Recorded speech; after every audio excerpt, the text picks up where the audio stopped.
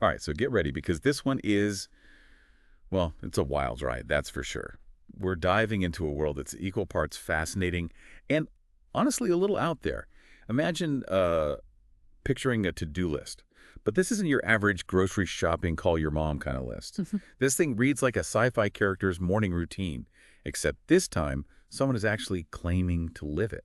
We're talking about pinkprint, an open source protocol, and yeah, we'll unpack that whole thing for something called, get this, Princess Maxing. It's fascinating, really. You see how technical language is being, well, repurposed. It's like someone took terms from biohacking, fitness, maybe even a bit of that Silicon Valley hype, and blended it all into this unique approach to self-improvement. Exactly. And naturally, we had to dig deeper. So we've got these snippets of this pink print protocol, which, let me tell you, it reads more like a demanding training schedule for like an Olympic athlete than a casual lifestyle guide.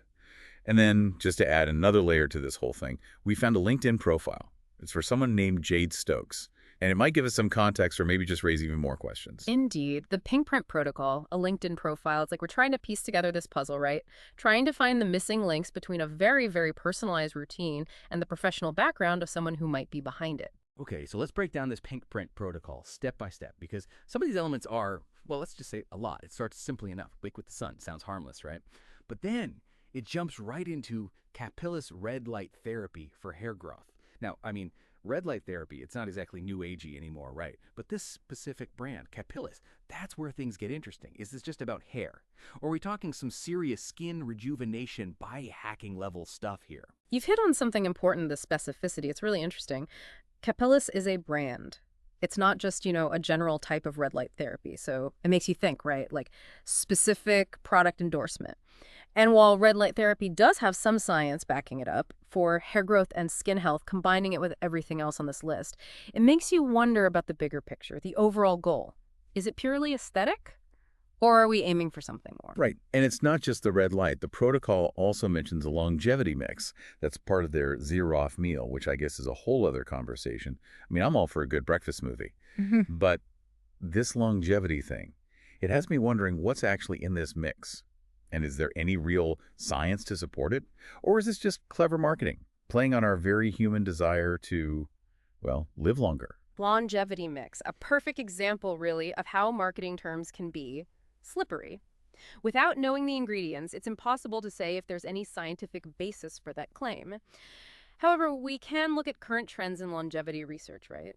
You'll often see things like NAD precursors, a popular supplement in the longevity world, resveratrol, certain fasting mimetics touted for their potential benefits. Though the research, it is still developing. It's important to approach those kinds of claims with, shall we say, a healthy dose of skepticism. It's like they're speaking a secret language, dropping these buzzwords without really explaining what they mean or if they even hold up under scrutiny. But okay, let's move on because the protocol takes a turn. And by turn, I mean it gets seriously intense when it gets to the workout routine. We're talking zone 2 training, which for those unfamiliar is a specific heart rate zone where you're pushing your endurance but can still hold a conversation. But here's the kicker. It's combined with not one, but multiple high-intensity workouts per week.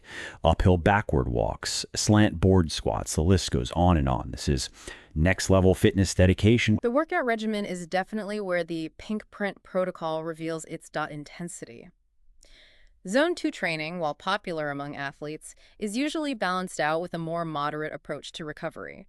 But to see it alongside such a demanding strength training routine, it suggests a focus on both endurance and a very, very specific aesthetic. They're pushing their body to the absolute limit. And it makes you wonder, what are they trying to achieve with this kind of extreme optimization? Is it purely physical, or is there something more going on here? It's a good question. And to get a better understanding, well, we need to look at the data they're using to track their progress. And that dedication, or at least the results they're claiming, it becomes even more apparent when you look at the data section of this pink print protocol. A 20 ml/kg/min increase in VO2 max.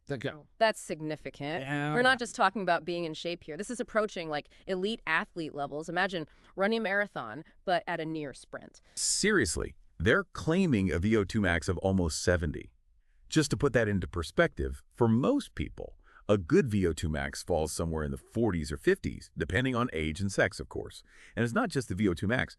They've got sleep scores, resting heart rate variability, all listed with these like incredibly high or low numbers depending on It's considered optimal. Obviously, it's like they're trying to optimize every single bodily function. But it almost feels, I don't know, too good to be true. Like, are these metrics even reliable? Could someone actually, I don't know, game the system?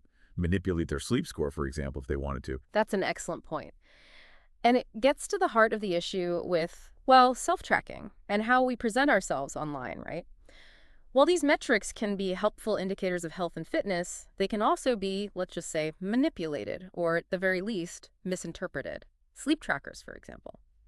They aren't always great at distinguishing between light sleep and actually being awake, which you can imagine can inflate those sleep scores. So we're saying it's possible these numbers are, let's just say, massaged a bit. It's certainly within the realm of possibility. Take heart rate variability, for instance. It's gaining traction as a marker of overall health and fitness. Higher variability, generally considered a good thing. However, high variability can also be a sign of stress or even overtraining. So in this context, without knowing the full picture of their physiological responses, it's difficult to draw any definitive conclusions. Okay, so maybe we shouldn't take these numbers at face value, especially with the lack of, shall we say, independent verification. But even if we, just for a moment, set aside the data, there's still this lingering question. Who is behind all of this? And that's where Jade Stokes and that LinkedIn profile we mentioned come in. Precisely. The LinkedIn profile. It offers a glimpse, a very intriguing glimpse into a world that seems to intersect with the pinkprint protocol in some very curious ways. The first thing that jumps out, at least to me, is Jade Stokes' title at GMIX Designated Deriver. Now, that's not a job title you come across every day, is it? Right. Can you imagine having that on a business card? Jade Stokes, designated deriver. What does that even mean? Is she deriving insights from data, deriving some sort of formula for self-optimization? I have so many questions. Well, while we can't know for sure without more context, it definitely suggests a role that involves analysis, interpretation, perhaps even creation based on complex information. Which, considering all the technical language and data-driven elements in pinkprint, seems potentially relevant, wouldn't you say? And then there's her background, AI and robotics. Yeah. Is this a hint that pinkprint is more than just a self-improvement plan? Could it be powered by technology, algorithms, maybe even AI? It's not outside the realm of possibility. I mean, we're already seeing more and more AI and machine learning used in, personalized wellness, from fitness trackers that adjust your workout in real time to apps that analyze your diet and suggest modifications. Could pinkprint be a more advanced, maybe even experimental version of this trend? It's definitely something to consider. Especially when you look at her publications, her patents. One publication, for example, Fishing Net, Future Inference of Semantic Heat Maps and Grids. Okay, I'm not even going to pretend to understand what that means, but it sounds like it could involve data analysis, tracking, maybe even on a large scale. And then there are the patents perception systems and collision avoidance.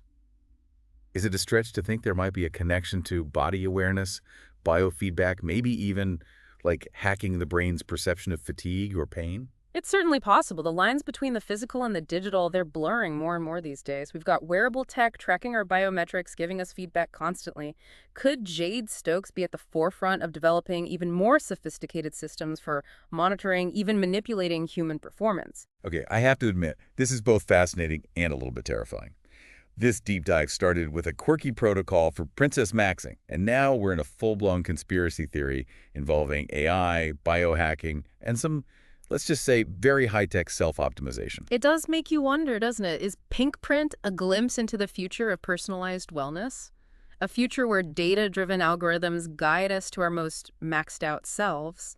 Or is it all just a carefully constructed facade designed to project an image of, unattainable perfection? Or maybe, and this is where I think it gets really interesting, it's a bit of both. What do you think? Feels like we stumbled onto the set of like a Black Mirror episode or something. Yeah. But in real life, with a self-improvement twist. It makes you think, doesn't it, about how technology, self-improvement, those stories we tell about ourselves online, it's all so intertwined these days. Right. This constant pressure, optimize your life. Biohack your way to some kind of peak performance. It makes you wonder where the line gets blurry between aspiration and reality, between, genuine self-improvement and this carefully crafted online persona. Yeah, exactly. Like, is pinkprint some kind of sneak peek into the future of self-improvement where data and algorithms are like our own personal wellness gurus guiding us to our most optimized selves? Or is it all just, smoke and mirrors? A facade designed to project this image of, unattainable perfection. Or maybe, and this is where it gets really interesting to me, maybe it's a little bit of both. Precisely. And that's where I think critical thinking becomes so essential. We can't just accept everything we see online as, gospel, question things, consider different perspectives, different angles. And maybe most importantly, be wary of falling into that comparison trap, that self-doubt spiral. Because whether pinkprint is aspirational, fabricated, or, as you said, somewhere in between, it reflects this larger conversation we're having as a culture about what it even means to be well in this, digital age. So where does that leave us after this deep dive? With more questions than answers, that's for sure. Is pinkprint the future of self-improvement? Right. Or just a really, really elaborate online persona? Is Jade Stokes some kind of tech visionary pushing the boundaries of what's humanly possible? Or just really, really good at branding? I guess ultimately that's up to each of you listening to decide. Indeed. What we've done here is offer a glimpse, fascinating, even if a bit perplexing, into a very specific corner of the internet. What you take away from it, how you choose to navigate this world, this evolving world of technology and self-optimization, well, that's entirely up to you. Well said. Just maybe, don't go adding uphill backward walks to your to-do list just yet. We'll leave the Princess Magazine to the experts, or at least to those who claim to be. Until next time, happy deep diving, everyone.